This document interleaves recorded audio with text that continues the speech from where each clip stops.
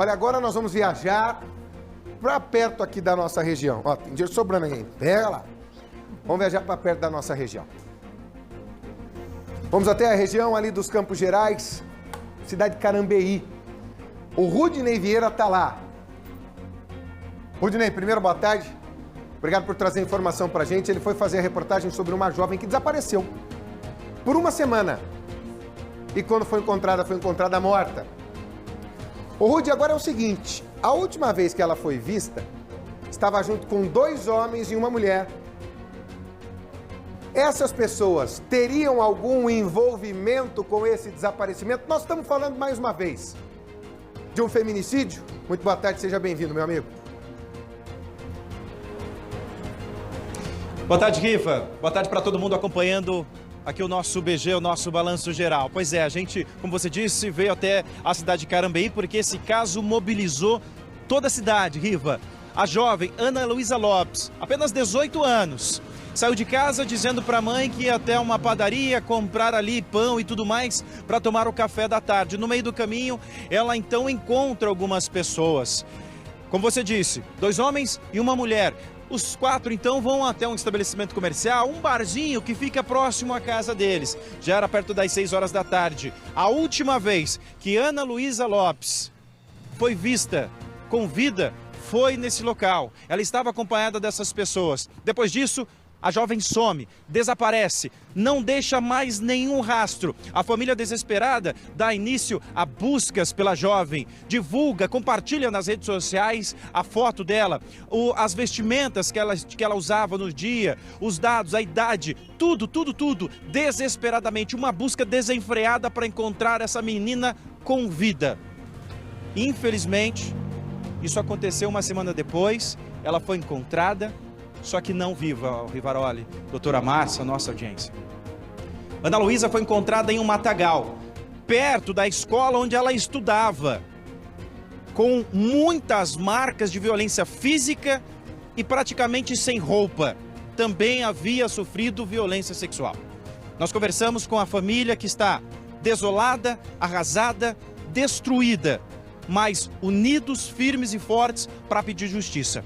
Vamos acompanhar agora um trecho de uma das familiares que conversou com a nossa equipe hoje pela manhã. Escuta só. Para mim, por ela ser uma irmã mais nova, a gente sempre estava junto. Se eu precisasse ir para a vila, no mercado, ou até esse local de cidade, ela ia comigo. A gente brigava, mas mesmo com a briga a gente estava junto. A gente fazia várias coisas junto. Ela queria fazer um curso de cabeleireiro, tudo. A gente estava montando um salão aqui no bairro, tudo. Mas, infelizmente, não conseguimos levar nosso plano adiante, né? Só monstro para fazer isso. Quando a gente pensa assim, no meu ponto de vista, se o cara, ele não deveria estar livre. Eu não entendo por que a justiça liberou.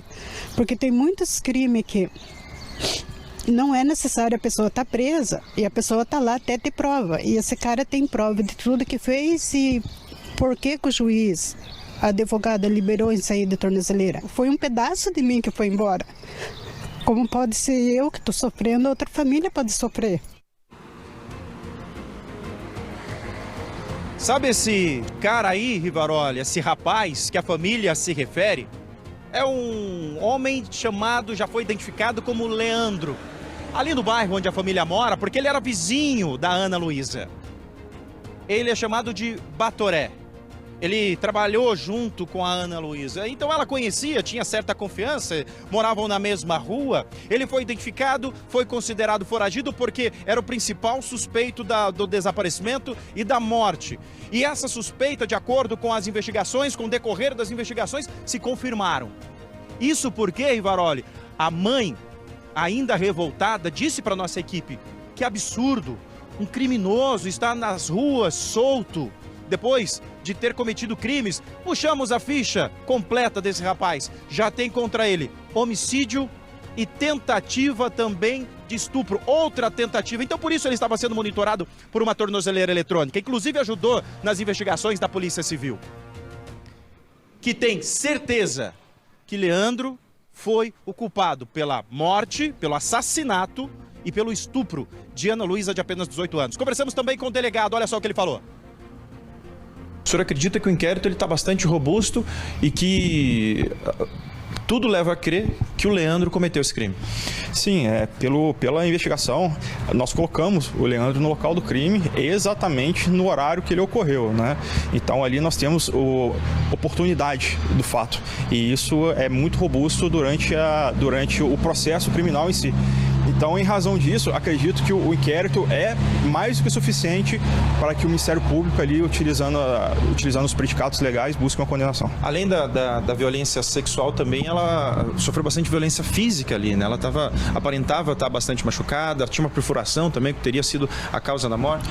Assim, ela tinha bastante lesões, mas só que a causa da morte só pode ser estabelecida pela perícia, né? E como nós não tivemos acesso ainda ao laudo, eu não posso afirmar qual foi a efetiva causa da morte, mas há indicativo que tenha sido isso.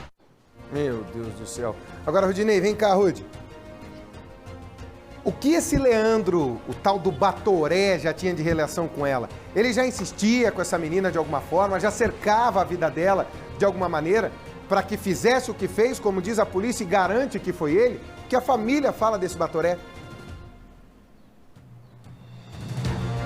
Pois é, Varolha, eu questionei a família sobre isso também, justamente para entender qual era a relação dele, se era apenas um vizinho ou se ele e a jovem, a Ana Luísa, tinha alguma relação, um relacionamento amoroso ou algo do tipo. E um ponto curioso nessa situação, 2 dias antes do desaparecimento da Ana, ela com o Batoré no local que ela foi vista pela última vez, uma testemunha nos relatou que eles tiveram um desentendimento. Ele teria questionado ela sobre ela ir embora com ele e tudo mais.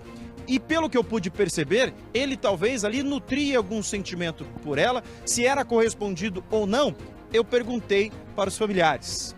Escuta só. Tá aqui no ponto já? Vamos trazer aqui, nós conversamos com a família exatamente sobre qual era a relação do Batoré com ela, como a família vê essa história do Batoré. Tá no ponto, vamos chamar agora, põe no ar. O que a gente sabe é que eles trabalhavam junto na construção de um prédio e às vezes eles saíam junto, tomar uma cervejinha ou outra. Tanto é que no dia do acontecimento, eles estavam juntos, o dono do bar falou que eles estavam desde as 6 da tarde até as 11 da noite lá. Mas, assim, próximo de um estar na casa do outro, que a gente saiba, não era. Eles não chegaram a ter um relacionamento, por exemplo, eles nunca namoraram? Não. Poderia ser o início de um relacionamento, poderia ser um ficante, isso não é justificativa para nada, doutora. Nós estamos tentando falar aqui e mostrar que é mais uma vez o seguinte, se não é minha, não vai ser de ninguém. Ou vai comigo ou não vai com ninguém. É aquela história do violento precisar, para a cabeça dele, ter uma justificativa para fazer atrocidade, né, doutor? Lembrar que ele já tem um antecedente por tentativa de estupro. E lembrar que o crime de estupro, embora tenha esse componente sexual, para a vítima, para o autor é um componente de poder.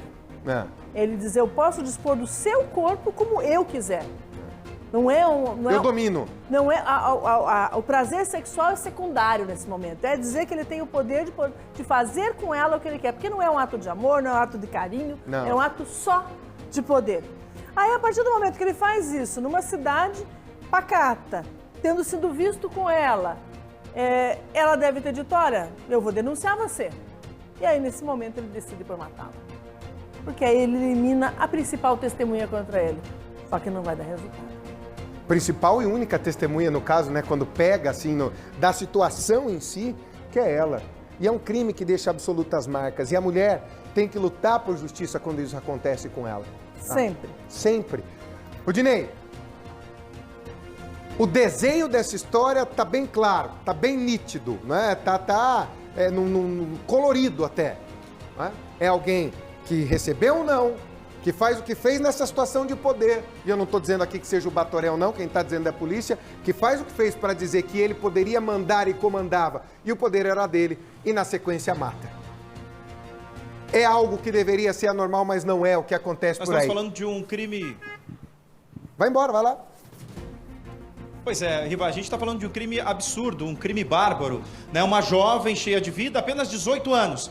Uma menina com toda a vida pela frente, teve a vida ceifada por um homem que não aceitou a rejeição, que queria essa posse, queria tê-la apenas para ele. E que para isso tirou a vida dela, cometeu estupro antes. Detalhe, viu, Riva? Ele já era monitorado por uma tornozeleira eletrônica. Isso auxiliou os policiais nas investigações. Logo depois do crime, no dia em que a jovem desapareceu, ele rompe a tornozeleira eletrônica e desaparece. Some. Por 3 meses ele não foi encontrado, até que, recentemente, andando tranquilamente na cidade de Ponta Grossa, que fica a 15 minutos aqui de Carambeí, estava caminhando pela rua como se nada tivesse acontecido, porque para ele a vida continuou. A vida da família da vítima parou.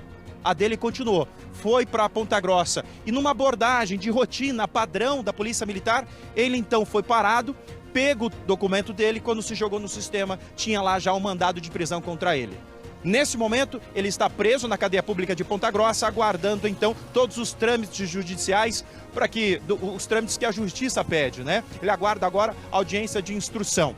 Agora o seguinte, como eu disse, a busca pela jovem durou mais de uma semana, porque a dor dessa família permanece até agora por causa da perda. Mas imagina só, uma semana buscando incansavelmente por um ente querido e com a esperança de encontrá-la viva, né? Sobre essa situação também, a gente ouviu essa mãe e essa irmã da Ana Luísa. Olha só. Ela chegou em casa 5 e pouco, tomou um banho bem rápido e falou assim para mim que ela ia comprar alguma coisa para tomar café. Se eu precisava de algo do mercadinho. Eu falei assim para ela que não. Eu falei, na verdade, nem é necessário você ir, praticamente já vamos fazer janta. Daí, como todo adolescente, né? Pegou teu dinheiro e quer sair comprar besteira. Daí saiu pegar algo para café. E daí não vinha, passava mensagem. Até inclusive tá lá na polícia. Daí eu perguntei assim para ela se ela saiu fazer o pão, porque não voltava nunca, né? Daí eu acho que foi 8 e pouco, ela passou a mensagem para mim que no máximo 9h30 ela estaria em casa. Daí isso que atrapalhou bastante, porque a menina não chegava e daí eu comecei a ligar e nada. E ela era assim, por mais que ela saísse, eu não gostasse, onde ela estivesse, ela estava se comunicando. Aí no sábado procuremos, no domingo, daí a mãe fez o boletim da ocorrência, fiquei uma semana toda procurando. Daí que chegou a notícia que aqui próximo ela estava morta e tudo o que tinha acontecido. Inclusive o local que ela foi encontrado é perto da casa de vocês, né? Isso, é bem próximo. Acho que umas 5 ruas para cima. Uma história impressionante, né? Uma jovem de 18 anos que tem a sua vida destruída, literalmente jogada fora, tinha todo o futuro pela frente, pelo ódio à aversão às mulheres, pela sensação de poder e dominação. Ele é um abusador, ele é um estuprador que um dia tentou, na outra conseguiu e aí destruiu. Simples assim. E por isso, alguém que já estava com tornozeleira eletrônica por uma tentativa de estupro... tornozeleira eletrônica é para crime menor, doutor. Eu não consigo conceber que um cara que tem uma tentativa de estupro tá solto com uma tornozeleira. Homicídio. Hã? É um homicídio. É homicídio. Esses 2 crimes, né? É absurdo. Rudinei, obrigado, meu irmão. Você volta a qualquer momento. Tem coisa na justiça brasileira que só ela entende. Só que quem paga somos nós. Senhores juízes, estão lá, nas suas casas, nos seus castelos. A gente é que paga com um bandido solto por aqui. Uma vergonha! O judiciário devia ter vergonha, devia pedir desculpa para essa família. Vocês soltaram e ele matou. Era o que ele ia fazer e ele fez.